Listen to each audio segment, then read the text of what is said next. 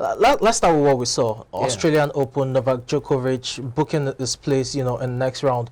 What do you make of that performance? Was it a title statement? Of course, it was nothing less expected from someone who we are tipping to actually extend his record slam that he has been winning.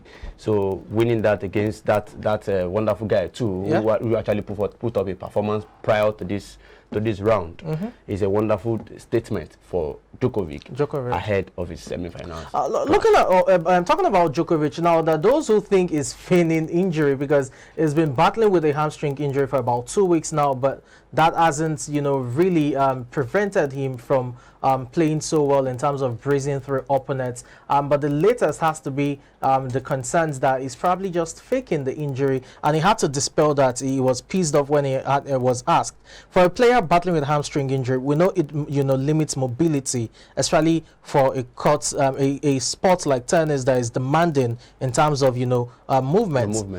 We've not seen that hamper him over the last 2-3 games, especially last 2 games. I think he has been able to. First of all, we need to create an impression here that a tennis player who is not just an amateur that is just coming up, but who has been in the foreplay at the international scene for a long while. Yes, you shouldn't be expected to be the kind of person that will be faking an injury. Exactly. And that is very unusual. When I start hearing people saying maybe he's trying to use it as a tactic to play against his opponent, he's not the kind of person. He's always standing tall to face any opponent that he has been facing in his career.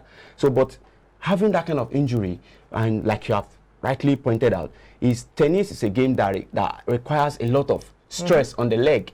And so when you are having that kind of stress and at the same time it's telling on your leg, as a result of the injury you have to create time to go for a medical break.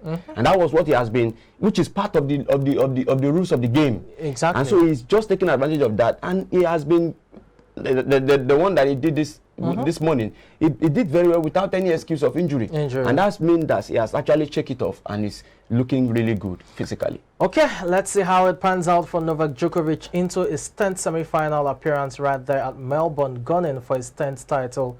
It will be amazing to see him achieve that because he will be tying the record set by Rafael Nadal, which stands at 22 in terms of Grand Slam haul. 6-1, 6-2, 6-4 that ended against Andrey Rublev, the Russian. Quite impressive, it must be said. He will be taking on Tommy Paul of America. I'm talking about Novak Djokovic's next opponent. Now let's talk about Paul himself. Tommy Paul also got the better of Ben Shelton, his American counterparts, in 4 sets. 4 keenly contested sets, it must be said. And the remarkable thing for Ben Shelton is that this is his first time outside of the United States. He's just 20 years old. He's still attending college. In fact, while the tournament was ongoing, he was attending online, college classes. But is into, he was into his first, quarterfinal appearance in a slam event, which is quite remarkable. 7-6, 8-6, 6-3, 5-7, 6-4 that ended in favor of Tommy Paul. You think Tommy Paul, with what we've seen during the course of this tournament, is into his first Grand Slam semi-final, by the way. Do you think he has what it takes to get the better of Novak Djokovic in the semi-final?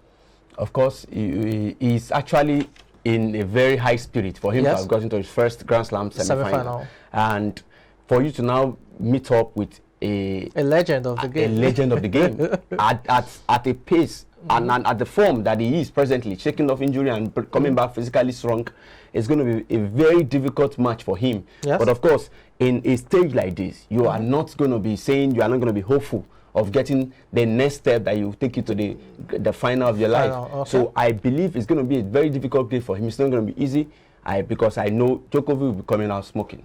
Okay. Let's see if Novak Djokovic will get the better of Tommy Paul. Remember, Tommy Paul will be taking on Novak Djokovic in the first semi-final. The other semi-final will be contested by Stefanos Tsitsipas against Karen Khachanov. It should be an intriguing match, that one. Let's talk about the women's game. Quite a handful of surprises. Magda Linette, the Polish, is definitely, continuing that Cinderella form that we've seen this competition. And this one was another straight sets victory over a 2-time slam finalist, talking about Karolina Pliskova. Straight sets victory for Magda Linette, and she's into the semifinals where she'll be taking on, Arina Sabalenka, the only top 10 seed left in the tournament. It was a 6-3, 7-5 victory for Magda Linette over Karolina Pliskova, who had 36 unforced errors, very uncharacteristic of the Czech Republican. While for, you know, Linette, she got broken in the first game but recovered to win 5 of the first 6 games in there. You think Magda Linette has what it takes? I mean, you look at from Iga Swiatek, just look at the run of players that are falling by the side. Caroline Garcia, the 4th seed, got knocked out as well. She's had a very good performance. What are you expecting in the semi-final against Sabalenka? It's going to be a difficult match, like a semi-final supposed to be. Yes. Like, and it's going to be a good tie-up. This is first time he's coming to this level after 19 attempts. Exactly. And, you know, he'll be leveraging on those kind of motivation for him to play, because he played so wonderfully well against his opponent, Pliskova. Yes. And that kind of performance will be a motivational factor for him to play in the semi-final class that he's going to play. So I though you will not take it away from the from the 2-time champion herself, because she will be giving it a lot of pressure from his own end before we can say, okay, let's see if Linette can actually overpower her before it gets to the final. Okay. So it's going to be a tough match. Let's see how that pans out. You know, Arina Sabalenka, the 4th seed, was also able to register a straight sets victory over Dona Venkic right there. So it's Sabalenka hitting a first semi-final at the Australian Open. She's still unbeaten this year, and she's here to drop a set. That looks like a woman who is out there for some, you know, sort of statement in terms of challenging Iga Swiatek's dominance at the top of women's tennis ever since last year's Australian Open, when Ashleigh Barty, the world #1 at the time, retired surprisingly.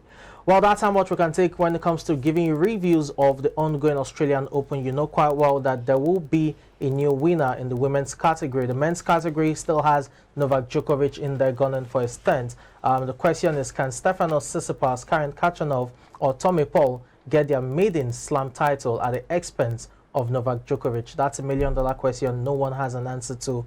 But in the final, we should have a clear-cut idea of who gets to lift the trophy. For a player who is deemed not to be a scorer, it's quite amazing that LeBron James is just 177 points away from matching Kareem Abdul-Jabbar's record of 38,387 points in the history of NBA. No player scored more. Needless to say, LeBron James would surpass that number in a matter of games. The next 5 games will be critical. While the Los Angeles Lakers were in action against their neighbors, talking about the Los Angeles Clippers, 133 to 115 points that ended in favor of the Clippers over the Lakers. And it is the 10th successive win for the Clippers over their neighbors, talking about the Lakers. For the Lakers, LeBron James top scored with 46 points in there, but that wasn't enough to get them through the finish line. Russell Westbrook had 17 points. You had Thomas Bryant contributing 15 points as well. They are now 22 wins and 26 losses into the regular season, and they will be taking on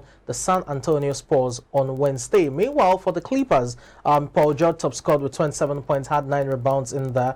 Not forgetting Kawhi Leonard with 25 points, Norman Powell with 22 points, and Reggie Jackson scored 19 points for the Clippers as they ran out winners once again over their neighbors. They are now 26 wins and 24 losses into the season, talking about Ty Lue's men and the chase for a playoff spot. They next take on the San Antonio Spurs as well, but that'll be on Thursday. Let's see how they fare in that regard.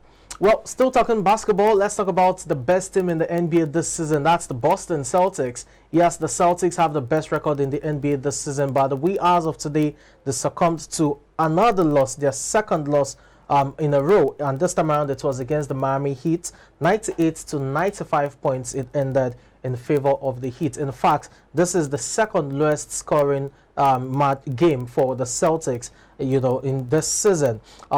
Jason Tatum had 31 points in there, gathered 14 boards, amassed 7 assists as well. You had Derek White with 23 points, as well as Robert Williams III contributing 11 points. But it was Bam Adebayo who top scored for the Heat with 30 points and 15 rebounds in there to boost his pedigree when it comes to getting into the All-Star reserves. Remember, the All-Star starting lineup gets picked by the captains of each side, but when it comes to the reserves, it is the coaches that decides that. And for Bam Adebayo, who is averaging 21.6 points, 10.2 rebounds per game this season, it definitely stands a huge chance of getting in there. Highsmith had 15 points, 10 rebounds. Max Strus, 13 points. Not forgetting Victor Oladipo with 12 points.